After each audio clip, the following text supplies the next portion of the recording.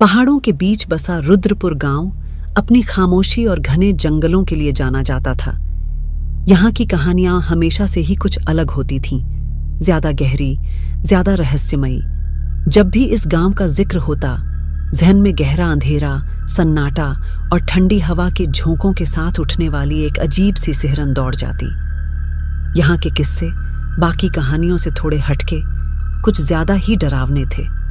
सच कहूं तो आज भी इस गांव में ऐसी कई जगहें हैं जिनके राज अनसुलझे हैं और जिनके बारे में जानने के बाद कोई भी अकेला वहां जाने की हिम्मत नहीं कर पाता। ये कहानी बहुत पुरानी है, उस वक्त की जब एक पूरे स्कूल में सिर्फ 1 या 2 ही शिक्षक हुआ करते थे। रुद्रपुर और उसके आसपास के 4-5 गांवों के लिए एक ही सरकारी स्कूल था जो गांव से कुछ दूर था। हाल ही में स्कूल में एक नए शिक्षक की नियुक्ति हुई थी। उनका नाम था वीरेंद्र। चुनावी माहौल था और स्कूल के काम के साथ साथ चुनावी जिम्मेदारियां भी वीरेंद्र के सिर आ पड़ी थीं। एक दिन चुनावी मीटिंग के सिलसिले में वीरेंद्र स्कूल जल्दी बंद करके पास के कस्बे में तहसील कार्यालय चले गए। वापस गांव लौटते लौटते उन्हें काफी देर हो गई थी, लगभग आधी रात। वैसे तो वह शाम होते ही अपने घर लौट आते थे, लेकिन जब से चुनाव का काम बढ़ा था, उन्हें रोज रात के 10 बज जाते थे। आज तो रात के 11 बज चुके थे। वीरेंद्र गांव के एक पुराने घर में अकेले किराए पर रहते थे। उन्होंने अभी तक अपने परिवार को अपने साथ नहीं बुलाया था, क्योंकि वह यहाँ से अपना तबादला करवाने की कोशिश कर रहे थे। लेकिन चुनावी व्यस्तता के चलते उन्हें कुछ और दिन इंतजार करने को कहा गया था। मीटिंग खत्म कर वीरेंद्र अपनी पुरानी साइकिल पर धीमी हेडलाइट की रोशनी में अंधेरी रात चीरते हुए गांव की सीमा में दाखिल हुए। तभी उनका ध्यान रास्ते के किनारे दूर खड़ी एक परछाई पर गया। कोई था जो अपने दोनों हाथ हिलाकर उन्हें रोकने की कोशिश कर रहा था। साइकिल की पुरानी हेडलाइट की रोशनी बेहद कम थी, इसलिए वीरेंद्र ठीक से देख न सके और उन्होंने अचानक ब्रेक लगाकर साइकिल रोक दी। उन्हें एहसास हुआ कि गांव की सभी लाइटें गुल हो चुकी हैं। वह अच्छी तरह जानते थे कि एक बार बिजली जाने के बाद कब लौटेगी, इसका कोई भरोसा नहीं। वह मन ही मन यही सोच रहे थे कि उनका ध्यान फिर से सामने गया, जहां उन्हें कोई दिखाई दे रहा था। हेडलाइट की रोशनी में वीरेंद्र ने ध्यान से देखा तो उनके सामने एक अजीब सा आदमी खड़ा था, भूतिया बाबा, जैसा कि गांव वाले उसे बुलाते थे। गांव में कोई नहीं जानता था कि यह पागल कब और कैसे गांव आया था। सुना था कि पिछले साल एक दिन अचानक वह गांव के श्मशान के पास एक पुराने बरगद के पेड़ के नीचे दिखा था। वह पागलों जैसी हरकतें कर गांव वालों को डराता था, लेकिन उसने कभी किसी को कोई नुकसान नहीं पहुंचाया था। उसका स्वभाव थोड़ा अजीब था। जब भी वह गायब हो जाता तो 10-15 दिन तक किसी को दिखाई नहीं देता। लोग सोचते कि अब की बार वह गांव छोड़कर चला गया होगा, और एक दिन अचानक वह फिर उसी बरगद के पेड़ के नीचे बैठा दिखाई देता। वह कभी किसी से खाना या भीख नहीं मांगता था। जब भी श्मशान में कोई चिता जलती तो उसके खाने का इंतजाम अपने आप हो जाता। वहां चढ़ाए जाने वाला प्रसाद ही उसका भोजन था, इसलिए किसी ने उसे गांव से भगाने की कोशिश नहीं की थी। लाश को देखकर वह खिलखिलाकर हंसता और बस इतना कहता, यह जरूर भटकता रहेगा। उसके मुंह से स्वर्ग या शांति जैसे शब्द कभी नहीं निकलते थे। वह कभी कहता, इसे कभी शांति नहीं मिलेगी, इसे तो मैं अपने साथ रखूंगा। लोग उसकी ऐसी हरकतों के कारण उससे डरते थे और उससे दूर ही रहते थे। इन्हीं हरकतों के कारण गांव वालों ने उसे भूतिया बाबा नाम दिया था। साइकिल रुकते ही उसकी हेडलाइट भी बंद हो गई थी। अपने पास के थैले से टॉर्च निकालकर सामने रोशनी करते हुए वीरेंद्र ने पूछा, क्या रे भूतिया बाबा, तूने मुझे रोका क्यों? खा लेता हूं और फिर निकलते हैं। वीरेंद्र पीछे मुड़े और कुछ सोचकर कहा, आपने खाना खाया या नहीं? मैं दरवाजा खोलता हूं, आप अंदर आ जाइए। बूढ़े ने दूर अंधेरे में से ही कहा, नहीं, मैं बाहर ही ठीक हूं, तुम खाना खा लो, वहां कितनी देर लगेगी क्या पता। वीरेंद्र ने आधा पका हुआ खाना खाया और अभी अभी उतार कर रखी कमीज चढ़ाकर उन्होंने कील पर टंगा ताला निकाला। उसी के साथ कील पर टंगा हुआ कैलेंडर भी नीचे गिर पड़ा। वीरेंद्र ने कैलेंडर को उठाकर कील पर फिर से टांग दिया और तब उन्होंने देखा कि कैलेंडर पर आज की तारीख पर कुछ निशान बना हुआ था, पर उन्होंने उस बात पर इतना ध्यान नहीं दिया। फिर उन्होंने सोचा कि ताला लगाने की भी क्या जरूरत है, इतनी रात को वहां कौन आने वाला है। और फिर उन्होंने ताला भी नहीं लगाया और ऐसे ही वह घर से बाहर चले गए। दरवाजे की कुंडी लगा ली और पीछे देखा, बूढ़ा वहीं दूर अंधेरे में खड़ा था। वीरेंद्र ने अपनी साइकिल निकाली और उस पर बैठे कि तभी उन्हें महसूस हुआ कि साइकिल में हवा ही नहीं है। उन्होंने फिर से साइकिल को खंभे के पास खड़ा करते हुए कहा, बाबा, साइकिल में हवा ही नहीं है। और ऐसा कहते हुए वीरेंद्र ने मुड़कर देखा तो बूढ़ा कब का आगे निकल चुका था। वह जल्दी जल्दी में चल रहा था। वीरेंद्र को लगा कि शायद बूढ़े ने पहले ही देख लिया होगा और उसे देर हो रही होगी, इसलिए वह बिना कुछ कहे बूढ़े के पीछे पीछे चलने लगे। चलते हुए दोनों में थोड़ा अंतर पड़ चुका था। अंधेरे में वीरेंद्र को उस बूढ़े के सिर्फ सफेद कपड़े लहराते हुए दिखाई दे रहे थे, जैसे कोई सफेद धुएं जैसी आकृति उनके आगे आगे चल रही हो। कुछ दूर आगे जाने पर वीरेंद्र को लगने लगा कि टॉर्च को साथ ले लेते तो अच्छा होता, लेकिन बूढ़ा एकदम से चलने लगा, इसलिए वीरेंद्र को सोचने का वक्त ही नहीं मिला था। सामने सफेद धुएं सी हिलती हुई आकृति के पीछे पीछे वीरेंद्र के पांव तेजी से पड़ रहे थे और तेज चलते हुए वह दोनों गांव के बाहर आ गए। वीरेंद्र ने ऊपर आसमान में देखा। आसमान में सिर्फ तारे नजर आ रहे थे। आसपास से आती झिंगुर की एक तेज आवाज उनके कानों में गूंजने लगी थी। दूर कहीं पर कुत्ते रो रहे थे। तभी अचानक वीरेंद्र को पीछे से आते कदमों की आहट सुनाई दी। वीरेंद्र ने हल्के से पीछे मुड़कर देखा। उन्हें उनके पीछे कुछ लोग आते हुए दिखाई दिए। सामने बूढ़ा जैसा था, ठीक वैसे ही लोग थे। वीरेंद्र को इसमें कुछ भी अजीब नहीं लगा। उन्होंने सोचा कि गांव के ही लोग होंगे और उनके होने के एहसास से अब उन्हें थोड़ा अच्छा लगने लगा था। कुछ दूर चलने पर वीरेंद्र ने सामने चल रहे बूढ़े की ओर आंखें बारीक करते हुए देखा।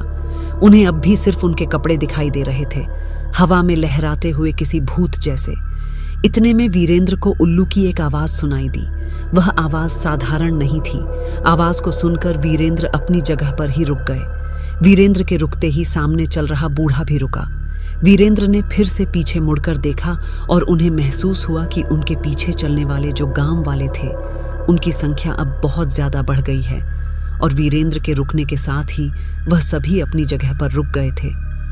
अचानक आसमान में एक गड़गड़ाहट सुनाई दी। लगा जैसे कहीं से आंधी आने वाली हो। एकदम से सब माहौल पहले से भी ज्यादा ठंडा हो गया। आसमान बादलों से घिरता चला गया और घिरते हुए बादलों ने तारों की जो हल्की रोशनी थी उसे भी ढक दिया। अब अंधेरा पहले से भी ज्यादा घना लगने लगा था। वीरेंद्र को समझ नहीं आ रहा था कि वहां आखिर क्या हो रहा है।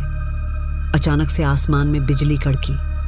एक पल के लिए सब तरफ रोशनी चमकी और उस चमकती हुई रोशनी में वीरेंद्र ने ध्यान से देखा। उनके पीछे खड़े गांव वालों के हाथ पैर सर कुछ भी नहीं था, सिर्फ हवा में लहराते हुए कपड़े दिखाई दे रहे थे। और तब उन्हें याद आया, आज सुबह ही उन्होंने कैलेंडर में देखा था। आज की तारीख के सामने गोल बनाया गया था। आज अमावस की रात थी और अमावस की रात को कपूर चाचा ने उन्हें घर से बाहर निकलने के लिए मना किया था। उस डरावने एहसास से उनके हाथ पैर ठंडे पड़ गए। उनका शरीर डर के मारे कांपने लगा। उन्होंने जैसे तैसे हिम्मत कर अपना एक कदम आगे बढ़ाया और उसी के साथ सामने खड़े बूढ़े ने और पीछे खड़े लोगों ने ठीक वैसे ही हरकत की जैसे वह सभी लोग उनके साथ बंधे हों। ये देख उनके रोंगटे खड़े हो गए। वह सोचने लगे कि अब क्या करूं, क्योंकि मैं जहां भी जाऊंगा ये मेरे पीछे पीछे आ जाएंगे। अचानक से सामने वाले बूढ़े ने कुछ हरकत की और उसी के साथ एक मशाल जल उठी। वीरेंद्र उसकी ओर देखते रह गए और फिर एक एक कर वहां न जाने कितनी सारी मशालें जलनी शुरू हो गईं। अब वीरेंद्र के चारों तरफ मशालों की पीली रोशनी फैल गई थी। उस रोशनी में उन्हें कुछ नजर आया। एक साथ रची हुई दो चिताएं, जिनमें एक चिता खाली थी तो दूसरी चिता पर सफेद कपड़े में लिपटा हुआ एक शव रखा था और उसे सिर्फ अग्नि देना बाकी था। आसमान में घने बादल छाए थे। वातावरण में ठंड बढ़ती जा रही थी। आसपास इतनी सारी मशालें जल रही थीं और फिर भी वीरेंद्र का शरीर ठंड के कारण थरथरा रहा था। वह अपनी आंखें झुकाकर खड़े रहे। नजर उठाकर आसपास देखने की उनमें हिम्मत ही नहीं थी। उनका दिमाग कुछ भी समझ नहीं पा रहा था कि वहां क्या हो रहा है। उन्हें महसूस हो रहा था कि उनके आसपास खड़ी परछाइयां भी झुकी हुई, घुटनों पर बैठी हुई हैं, जैसे कोई महाराज आने वाले हों। और उसी पल सामने चिता पर जो प्रेत था वह धीरे से उठकर बैठ गया। वीरेंद्र आंखें फाड़कर सामने का दृश्य देखने लगे। पल पल उनके दिल की धड़कन बढ़ती जा रही थी। उस लाश ने अपने पैर नीचे छोड़ दिए और अपने पैर के घुटनों पर दोनों हाथों को रखते हुए वह प्रेत किसी राजा की तरह उठकर बैठ गया, ठीक वैसे जैसे कोई महाराज अपने सिंहासन पर बैठते हैं। उसने धीरे से अपने दोनों हाथ आसमान की तरफ ऊपर उठाए और फिर अपना सिर ऊपर कर आसमान की तरफ दोनों हाथ जोड़े। फिर उसी तरह से अपने हाथ नीचे लेते हुए उसने अपने चेहरे का सफेद कपड़ा हटाया। कपड़ा हटाते ही वीरेंद्र ध्यान से देखने लगे। उस प्रेत का चेहरा वीरेंद्र को कुछ जाना पहचाना सा लग रहा था। वीरेंद्र ने फिर से आंखें बारीक करते हुए देखा और उसी के साथ उनके शरीर में जैसे बिजली कौंध गई। लकड़ियों की चिता पर महाराज जैसा बैठा हुआ प्रेत और कोई नहीं बल्कि गांव का पागल भूतिया बाबा था। वीरेंद्र बस उसे देखता रह गया। आओ मास्टर, हमारी पालकी का मान आज हम तुम्हें देना चाहते हैं। पागल भूतिया बाबा के शब्द वीरेंद्र ने स्पष्ट सुने थे। मान? कैसा मान? और तुम कौन हो? वीरेंद्र ने घबराती हुई आवाज में पूछा। पागल भूतिया बाबा किसी राक्षस जैसा हंसने लगा। अरे, इस मूर्ख इंसान को बताओ कि हम कौन हैं और यह भी कि पालकी का मान क्या होता है। जिस बूढ़े ने वीरेंद्र को यहां तक लाया था अब वह वीरेंद्र के सामने आकर खड़ा हो गया। मास्टर, यह हमारे भूतिया महाराज हैं। भूतिया महाराज मतलब हम भूतों के राजा? हाँ, अमावस है और आज ही के दिन महाराज की पालकी निकलती है। उस पालकी के सामने हम सभी भूत पिशाच, हड़हल, चुड़ैल, डाकिया सब नाचते हैं। जिसे इस पालकी का मान मिलता है सभी भूत उसके इशारे पर नाचते हैं। भूतिया महाराज खुश हुए तो अगली अमावस उसे महाराज जैसी दूसरी पालकी में बैठने का मौका मिलता है। वीरेंद्र को उनकी कोई बात समझ नहीं आ रही थी। वह इतना ज्यादा डरा हुआ था कि खड़े खड़े बस कांप रहा था। तभी बूढ़े ने अपने हाथ की मशाल आगे बढ़ाते हुए कहा, तुम सिर्फ इस दूसरी चिता को आग लगा दो, बाकी सब अपने आप हो जाएगा। वीरेंद्र के हाथ में मशाल देकर बूढ़ा फिर से पीछे अंधेरे में जाकर खड़ा हो गया। वीरेंद्र खड़े खड़े भूतिया बाबा को देखता रह गया। आगे बढ़ने की उनकी हिम्मत नहीं हो रही थी। गला पूरा सूख चुका था। हाथ के साथ साथ मशाल और मशाल की आग भी थरथरा रही थी। कुछ देर इंतजार कर भूतिया बाबा ने अपनी लाल धधकती आंखों से वीरेंद्र की तरफ देखा और एक गुर्राहट भरी आवाज में उसे आगे बढ़ने का इशारा किया। वीरेंद्र ने थरथराते हाथों से चिता में आग जला दी। एक पल में वह चिता धाएं धाएं करते जलने लगी। उन्हें लगा जैसे उनका खुद का शरीर जल रहा हो। मांस के जलने की गंध हर तरफ फैल गई। नदी के पानी से भी परछाइयां निकलकर ऊपर आने लगीं। पेड़ों पर टंगी आकृतियां नीचे उतरने लगीं। इतने में कुछ फूटने की तेज आवाज हुई। लगा जैसे खोपड़ी फूट गई हो। और उस आवाज के बाद अब तक वीरेंद्र को जो डर लग रहा था वह अचानक कहीं गायब हो गया। उन्हें उनका शरीर एकदम से हल्का हल्का महसूस होने लगा और फिर उन्हें लगा जैसे वह बाकी भूतों की तरह हवा में लहरा रहे हैं। वह हंसने लगे और उत्तेजित होकर वहां झूमने लगे। भूतिया बाबा ने कुछ इशारा किया और उसी के साथ लाल फूल मालाओं में सजी पालकी हवा में लहराती हुई वहां आ गई। भूतिया बाबा जाकर उसमें बैठ गया और फिर धीरे धीरे पालकी श्मशान में घूमकर नदी की ओर उतरने लगी। ढोल नगाड़े बजने लगे। सफेद कपड़ों में जो भूत थे वह नाचने लगे। वह सब सफेद कपड़े थे या उनका शरीर ही सफेद था, यह फर्क अब वीरेंद्र जान चुके थे। लेकिन सब कुछ भूलकर बेहोश से वीरेंद्र सबके सामने नाच रहे थे, किसी पागल जैसे। उन्हें जरा भी होश नहीं था। रात के अंधेरे में वह ढोल नगाड़ों की आवाज हर तरफ गूंज रही थी। गांव के करीब अपने झोपड़े के अंदर सो रहे कपूर चाचा ने वह आवाज सुनी और फिर अपने कान बंद कर ली। सुबह सुबह जब लोग उठे तो उन्हें श्मशान से उठता हुआ धुआं दिखाई दिया। एक एक कर गांव के लोग श्मशान की ओर बढ़े। उन्हें वहां एक चिता दिखाई दी जो कि बुझी हुई थी। उसमें लाल पीले अंगारे दहक रहे थे और उन्हीं में से धुआं उठ रहा था। उसी चिता के पास किसी की चप्पल दिखाई दे रही थी, पर किसी को नहीं पता था कि वह चप्पल किसकी है। हर कोई उसे देखकर हैरान था, लेकिन कपूर चाचा चप्पल देखकर सब कुछ समझ गए थे। वह किसी से बिना कुछ कहे वहां से सीधे मास्टर जी के घर की ओर चल पड़े।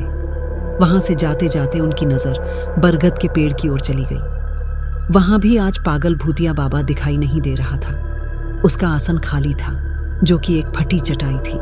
कपूर चाचा तेजी से चलते हुए मास्टर जी के घर पहुंचे। बाहर खंभे के पास वीरेंद्र की पंचर साइकिल खड़ी थी। घर का दरवाजा खुला था। कपूर चाचा ने दरवाजा खोलकर अंदर झांक कर देखा। नीचे जमीन पर कैलेंडर पड़ा हुआ था। उन्होंने आसपास मास्टर जी को पुकारा, उन्हें बहुत आवाज लगाई, पर कहीं से उन्हें कोई जवाब नहीं आया। मास्टर जी का थैला, उनकी किताब, सब कुछ वहीं पर पड़ा हुआ था। कपूर चाचा की आवाज सुनकर गांव के कुछ लोग वहां जमा हो गए। उन्होंने काफी देर तक मास्टर जी की राह देखी। कुछ लोगों ने उनसे पूछा भी कि वहां क्या हुआ है। तब काफी देर तक इंतजार करने के बाद उन्होंने कहा, मुझे लगता है कि वह चिताब मास्टर जी की है। मैंने पिछले महीने ही उनके कैलेंडर पर कल की तारीख पर गोल निशान बनाया था और उन्हें यह कहा भी था कि आने वाली अमावस की रात घर से बाहर मत निकलना। पर मुझे लगता है कि वह उसे ले गए हैं। मैंने उन्हें साफ साफ बताया था कि रात में परछाइयां घूम रही हैं, जो लोगों को पुकारती हैं और अपने साथ ले जाती हैं। कल रात मैंने ढोल नगाड़ों की आवाज सुनी थी और यह सब कुछ बताने के लिए मैं कल रात यहां आया भी था। लेकिन कल रात मास्टर जी से मेरी भेंट ही नहीं हुई। यह सब आसपास खड़े लोगों को बताते हुए कपूर चाचा की आंखों में आंसू भर आए थे, पर इस बात पर वहां खड़े लोगों में से किसी का भी ध्यान नहीं गया। लोग फिर से धीरे धीरे बिखरते चले गए, क्योंकि उनमें से कोई भी मास्टर जी को जानता नहीं था। और फिर कपूर चाचा अपनी नम आंखों से वहीं पर पुरानी सीढ़ी पर बैठ गए।